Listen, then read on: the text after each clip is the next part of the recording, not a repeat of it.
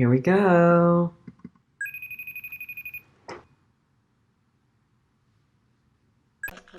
Oh, hello. Hi. Look at you. I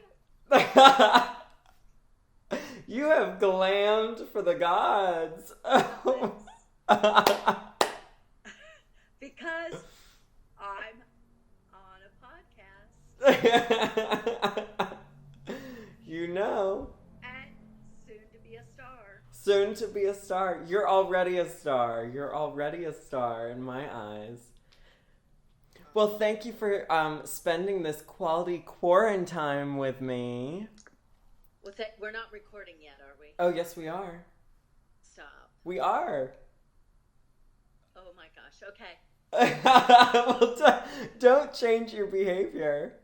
I want to get it from the get-go, from the jump, Okay.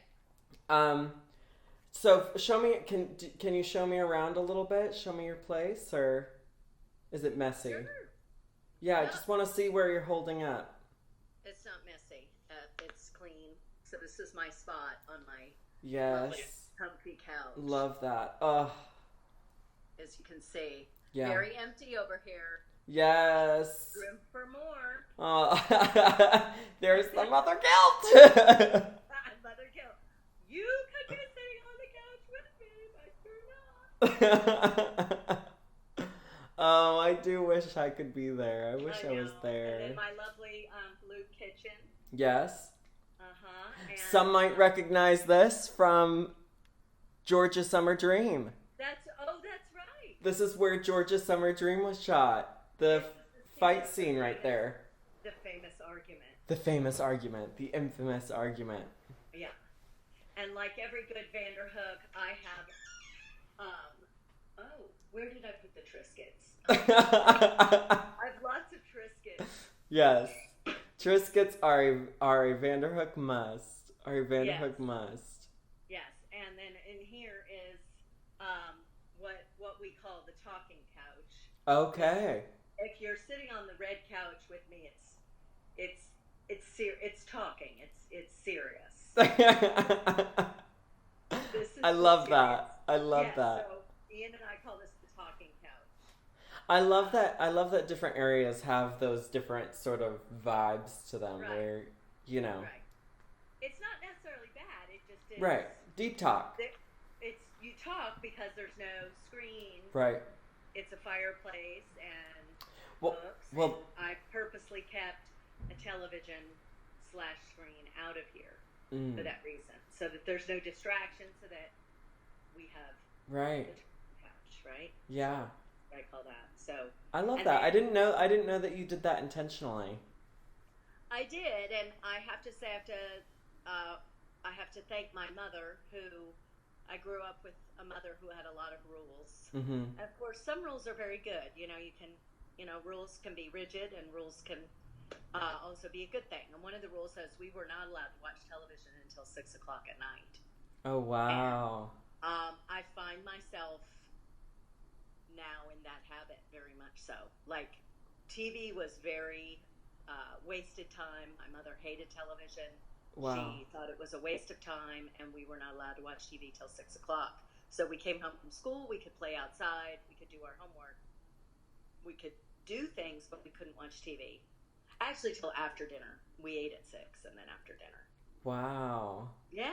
Gosh, we did not follow that rule. No, we did not. No, That's we because I had horrible children that I had to entertain. So. Yes. Anyway, outside is my real pride and joy, which is my yard Ugh. in the back there. I know that everyone who is watching this from a city is jealous of this right now. Yeah. So this is, to me, like a park. It's my private park. It looks amazing. And it's getting there. And you've done all of this gardening by yourself with Ian. Pretty much, yeah. Yeah. Actually, when I bought the house, the deck, like from the deck wasn't even built, and from here was a jungle. And Right. so it's taken us. You couldn't even see the barn. Right, that barn back in the back. Yeah. I actually don't think I've ever gone into that barn. Oh, yeah. Well, it's not much to see. Oh, and I should say, and then down here is the chimenea, which is the outdoor fire here. Oh, And nice. there are some serious conversations happening around here Yeah. too. Yeah. And a little bench that we pull over. I love that. Is there a difference between the type of conversations that happen out here versus inside, or is it just a temperature thing? Uh, Now I would say there's more alcohol involved out here, so it's Okay. a little bit more fun. Right. Uh, this is more party Yeah. atmosphere. The in there is a little more serious, maybe, but that just maybe because it's winter. I don't know why that is. Yeah. Interesting. Well, I know that we had our Super Soul Christmas in inside In there, right? inside where we That's right. answered deep topics and deep conversations, Right. That's which why yeah. is exactly why I'm so excited to have you as a first guest because you Okay. are queen of the conversation. Yes, and just tell me when to be quiet because I could go on and on. No, I mean, no. Have you always been so conversational, even as a kid? Uh, I think so. I mean, from what I can remember, I've Hmm. always been a people person, Yeah, social, and I've always had a lot of friends, yeah, and I've always loved my friends. yeah. My But mother and was. also the curiosity. You're such a curious person, I I am a feel. curious person. Yeah, And you were and like that. You were my like, mother was a conversationalist. My mother hmm, liked to talk, yeah. but not too much. Which isn't that funny that you just said, "Tell me if I'm Right, talking too much." right, Yeah. And that's funny because that's actually something that I say when I have conversations with people. I get very self-conscious if I feel like I'm yeah. dominating a conversation. Yes, I very much like a give and take Mhm. in a conversation. So I have to be mindful of giving. Totally. And my thing too is that I always feel like, I already know everything about me. I mean, I don't know everything about me, there's always Right. self-discovery, but I already know what I think and feel, so I'm always interested to hear like what other people think and feel about certain situations. Yeah, yeah, definitely. Yeah. Now, unlike your parents, you're more of a feeler. Yes, very much so. Mhm. Very much so. And something I've talked to you about before this conversation is that you are someone that is, I call like a first generation truth seeker. It's something that I see in some of my friends who maybe had similar upbringings to yours, Catholic, strict Mm-hmm. rules, upbringing. don't Mm-hmm. uh, Don't talk about it. don't talk about it. Exactly. When did you first feel that that wasn't right? You know, my very first real struggle with life was when we moved from Arizona State and had a pool and a house, and Tony and I and tons of friends, and I had a connection to a theater company there that I loved, and friends that I loved, and it was our bubble world. When you go off to college, and we left the bubble world for Norwalk, Connecticut. Tony had a job that he had to work very hard at, and Mm-hmm. I had a new baby, and we had a one-bedroom apartment that was very expensive, and so we didn't have a lot of money. We had one car, and I was in a whole different culture, Mm-hmm. and that was a shock to my system. And I knew then that I needed to talk about it and not just grin and bear it, which was what put your big girl panties on kind of teaching. Mm-hmm. And that's where I think, just because of circumstances, I couldn't just put my big girl panties on. I had to reach out and let it out and squeak it out that something wasn't right, Mm-hmm. that I wasn't mentally terribly well, even though, of course, I had a lovely baby who, Mm-hmm. thank God, was an easy baby. I can't imagine. So it was really my best friend Jill, who lived in New York City, that helped me. She gave me an Indigo Girl tape and cassette tape and said, you might want to talk to somebody, therapy. Mm. And when I revealed to my mother, who I thought I was very close to at the time, felt that I was, so I thought, I'm going to tell my mother I'm getting therapy. And she said, "You're just doing that because it's the 90s thing to do." Oh, God. But it was a fad that I was doing it like you take a yoga class. Right. And I was like, well, no, actually, I'm doing it because, I'm not, I'm in some pain. And she couldn't go there. She couldn't talk about that. She couldn't embrace that. She couldn't hear that part. I'd always been a happy person, a happy kid, made my parents happy, brought joy, joy, joy, joy, joy. And for me to admit unhappiness was just... Mm-hmm. So that's when I realized, wow, there's a fork in the road. And that's, do I do the mother way? Do I do the way that I was raised, which is, am I doing this because it's a fad? And, am I really just need to buck up? And what's my problem? Because I certainly had a lot of great things in my life. Right. Right? And why am I not, Or do I go on this, as you call it, a truth seeker journey, quest? Yeah. And fortunately, Jill had been on it and praised it, and Jill is a truth seeker, mm-hmm. the original one, really. She and I knew each other since we were 16, so we had some history. Mm-hmm. And she knew that how you were acting wasn't normal. Right. That. Right. Yeah. She knew the history, and I trusted her, and she trusted that this wasn't a fad. I wasn't making this up. Maybe there was postpartum in there too. I don't know when I look back. Sure. Right? I don't know. I don't, for me, I don't think so, because I did not have that with Marcus. But who knows? It was circumstantial. I mean, it was a complete 180 of our life. Yeah. Like, I knew nobody in this town, and they weren't my people. Right. One of the first people I met said, "Oh, you should join the swim club. You'll really love it. You could bring your baby to the swim club." I said, "Oh, great. Is that in the summer?" But she goes, "By the way, you'll love it because they don't let black people in." Oh, my God. I'd never heard something so blatantly racist in my life. Wow. And I went, this was a neighbor 3 doors down that I had just had tea with, that I thought, oh, we could be friends.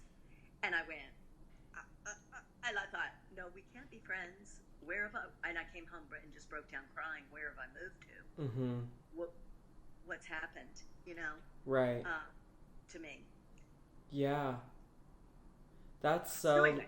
I mean, like, because how do you even respond to, it's such a shock, like, to have that sort of switch in a conversation where you think it ended, like, what, I don't even know what to say to that. I wouldn't know what to... I didn't know. I was shocked, and my response then, back in those days, the young me went home and cried and mm-hmm. said, where have I moved? Where am I? Who are these people? I don't fit in. I'm an outsider. Mm-hmm. So I faced a lot of things like that in that culture. A lot of things. And I won't go on and on, but it was a hard culture for me. Yeah. Gruff, abrupt. Everybody grew up there. I was a real outsider. Yeah. But looking back, like all things, what doesn't kill you makes you stronger. Yeah. And that's where I had the choice. Am I going to let this defeat me and bring me down and make me miserable, or am I going to... Well, and had you decided at that point, like, we need to get out of here, were you part of encouraging Tony to, like, look for a job somewhere else? Or did that just sort of happen organically? No, we kind of always knew. We both knew that this wasn't the be-all and end-all, and that fortunately, he wasn't saying, oh, yeah, this place is great, what's your problem? No, he understood, too, that this was not really our place, but it was a stepping stone. And, of course, what was really good about it is he got an East Coast salary, you see. Mm-hmm. The East Coast salaries were so much higher than the, Arizona salary. So what we thought was a lot of money at the time. Right. Right. So it was great because he got a nice starting off point. Yeah. To work up from. You see my point? Totally. So we knew it was a financial thing, and it was good. And we knew it was temporary. Well, and you also, you left, your theater group, and I mean, that's got to be huge. Did you try to participate in theater at all when you moved to I Connecticut? did. I tried to do some storytelling, and then of course I got into teaching aerobics and brought my little sweet baby, who I think learned all his dance moves from me dragging him to numerous aerobics classes, Yes. jazzercise, and I loved that. And that tapped into the teacher in me Hmm. and the performer. And then, I mean, the woman turned to me and said, "Do you want to teach this?" Because I came to every class and was on the front row. Oh my gosh. So anyway, So is that where you first got the teacher bug? Was in that aerobics class? kind of. I got my MFA in theater education, so Oh, I'd okay. already knew there was a teacher in me, but Yeah. and I did a little teaching for Child's Play, certainly. Yeah. But yeah, So when did you first think, okay, maybe teaching is the right avenue for me? If it started, way before the MFA. I got a BFA in acting, and when I realized, wow, that was going to be a tough road, I couldn't manage. I couldn't handle the rejection and all of that goes along with being an actor. Then I did have a professor who did children's theater, and she said, "Hey, I think you might be good at this." Mm. And I went, I always loved children, Mm-hmm. and always had a maternal instinct. And so I went, "Oh, okay." She said, "How about a theater ed thing?" And I looked into it, and I thought, this sounds cool. And it was a very right move for me. Yeah. Yeah. So that's when, really. I never thought I'd be teaching as much as I've ended up teaching, but Right. And for those watching, you are a high school drama teacher. yeah. And it's a great gig. I mean, it's Yeah. the thing that it gives you is security. And I think about that now, especially in times like these in quarantine. Mm-hmm. I'm one of the lucky ones who can do teleschool and still get paid. And there is a safety net in what I do. Whereas if I was just a theater artist, artists Right. now are screwed. You live Thanks, paycheck Mom. to paycheck.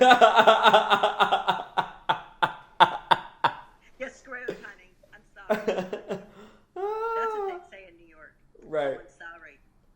You're So screwed. funny. Well, do you have any sort of when you're teaching, do you have any sort of mission statement or anything? What's the one thing that you hope that kids get out of your class?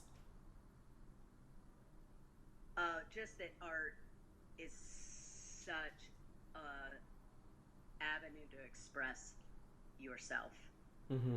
your real self. That there's no right or wrong. That's what I love about theater and creating and art and being an. It is. I don't have to say the answer is 3.001. Mm. I can give them an assignment and say, create. Mm-hmm. And whatever you end up doing is beautiful. As long as you've given it your all and you've, rehearsed it, practiced it, and given it your energy, we're going to love it. And I love that. I love offering kids something that is a no-fail opportunity in a culture in which, we love grading and we love exact answers and we love, Right. you know what I mean? Yeah, So totally. give kids a place to self-express and say there's no right or wrong, and then number two, connect with other kids who are like-minded. It's a little bit of the land of misfit toys. The arts wing. Totally. These kids who don't get the accolades and aren't the star football and cheerleaders and the A-listers. Yeah. You get these kids who are awkward and funny and different and unique. And if there's one thing I've learned, no two kids are alike. No Yeah. two. Mm-hmm. They're so different, each and every one. And I love it when they find a place where they can breathe and they can belong and be they themselves. be themselves. Mm-hmm. Yeah. I've told you a little bit about, the past couple of years seeing more and more transgender kids in my Mm-hmm. classes and feeling free, Well, It's awesome. I know it's helpful to have, an ally like yourself Yeah. Oh, yeah. who has a connection to that community. Right. Oh, yeah, I told him all about you and your marriage to Tyler and showed Yeah. him pictures and, one picture. And in Georgia, I feel like do you feel like, I always struggle in talking about Georgia because yes, it is conservative, but I had so many allies and I had a great support system Do you Yeah. feel like your classroom is almost like a little bit of an oasis away from all of that, or Oh, yeah. In fact, the kids have nicknamed one particular class is nicknamed my classroom Visha Rika because I go by V for Vanderhook, but they've turned it. And then I used to joke it's Visha with the with the dollar sign like Kesha, but I started it first. She copied me, Visha. sure. But sure. But anyway, and so then Visha Rika, they said, "This Miss V, this is like coming to an island. Let's call it Visha Rika." And then on crazy days, I make them show me their passport to get in, and we make this whole joke about the fact that we're totally separate from the rest of the school, and isn't that fabulous? Oh my gosh. Don't That's tell so the funny. administrator. No, because we are literally also A separate wing. Yeah. Yeah. What do you do? Something I've been curious about is like, has there ever been a time when, because I make a lot of stuff. Has there ever been a time when you've sort of not liked something that I've made, or you're nervous about me putting myself out there, where from like either a protection standpoint, or you're like, oh, I don't think that's the right, and how do you deal with that personally? Yeah. Because I've done a lot of like weird stuff. Yeah, you have, honey. You have. The black hair, when you dyed your hair black, I was devastated. Yes. And you shaved your head and looked like you had cancer. Yes. Those two, the hair, I guess that comes to mind when you were the Deanie at the talent show. Yes. The gold lame in front of Marcus was really afraid for you, and I was too. Well, explain that. So I entered the talent show, and I was going to sing Friend Like Me from Aladdin. I had painted myself blue, literally like from Arrested Development. Yes, you did. I had, what was it, gold spandex on? Yeah, gold pants, gold spandex Gold pants. And you were going up in front of an audience that was, wow. Yeah. Judgmental possibly, and there for other things, and rock concert. There were rock bands and rap groups, and so they had all their people there that were completely different than musical theater people. This wasn't, oh, come see a musical theater piece. Right. So Marcus said to me, "Mom, you can't let him do this." It was Marcus who said, "You can't let him do this." Yeah, my brother. And your brother. And I just took a deep breath and said, "Marcus, we can't stop him. This is his." You had such a forceful way about you, like you were going to do it, and I said, "He's going to do this. So what we need to move to is supporting him, is being there for him, and he's going to do it. And we're going to take a deep breath, and we're going to all be there for you," which we were. And it's that. I think it's not unlike any parent is going to relate to. You want to protect your child from all that's out there. And to link it to this quarantine thing, I have so many parents going through, their mother bears are activated. They want to lock down their children and tell them what to do and how to do this. Right. I'm lucky my kids are pretty locked down, but theirs aren't. And you want to protect your child, and that comes first, but then you also need to release your child into the world. So I had to hold those two things at the same time, and I don't know that I always did the right thing in letting you go and letting you, or did the right thing by holding you back in the 5th grade and not signing you up for dance lessons, the famous story. Right. Yes. Does that story hurt your feelings? I feel bad about that. If I could go back, I wish I was stronger. See, you were younger, and I wasn't as strong, and I wasn't as aware of what was to come. By the time you were the Deanie, I knew. This was your journey. This was who you were, and there was no stopping it. And that's why I said to Marcus, this is who he is. Right. This is what he does, and we got to go with him. Yeah. When you were in 5th grade, I had a little more control. Yeah. Right? And so I was like, he might get teased. It was just, I thought you would get teased, and I didn't want you to get teased. And so Yeah, and I did. I was sort of heavily teased throughout no matter what. So I'm thinking, why didn't I just let him do it and say, But it was also a different time, you know, that was like... It was, like I said, and I was younger, Mom. I didn't know as much as I knew even 5 years later. Right, right. You know?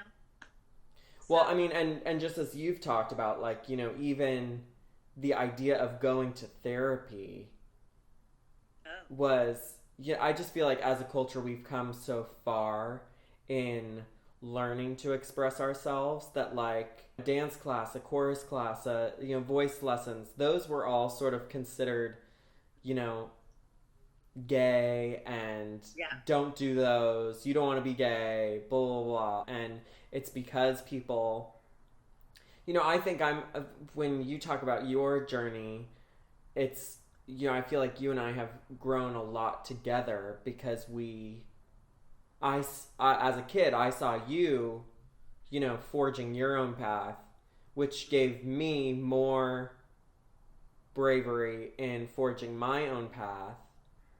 But I think there were times when we both, you mentioned the genie story, and like for me, you know, when I saw you dressed up as the Easter Bunny, you know, for Easter, and I'm like, oh my God, what are you doing? What are you doing? Yeah, that was a mistake. Oh, no. Well, I mean, so was the genie, maybe. Yeah. I'm sure if there is footage out there of that genie performance, I would be mortified, I think. I think I would be mortified. And so, like, kudos to you for going to that and supporting me, of course, in that.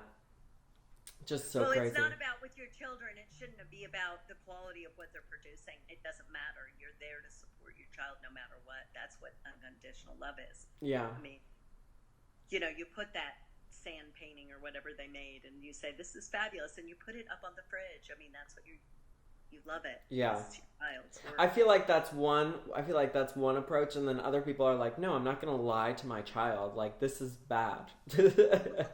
Yeah. You know, like, I think they're, you know, Tony's a little bit more the other, you know, when he came to the chorus concert and was like, you a little flat. That's true. Remember he said, the joke about the plays he had to sit through. Yeah. He said, well, like, what's one thing you're glad you hope you never have to do again? Sit through a play, a child's play. Kids' performances, and I'm like, wow, savage, Tony. Hey. Well, not to drag Tony, but wow. Well, I have so many other questions, but this has been so great. I feel like I've always wanted to have a show with you, and now this is a great first installation. To wrap things up, what is one thing that is helping you get through the quarantine this week, or what is a current obsession? What's something you're obsessed with this week? Well, this is no surprise, but I'm obsessed with pulling weeds.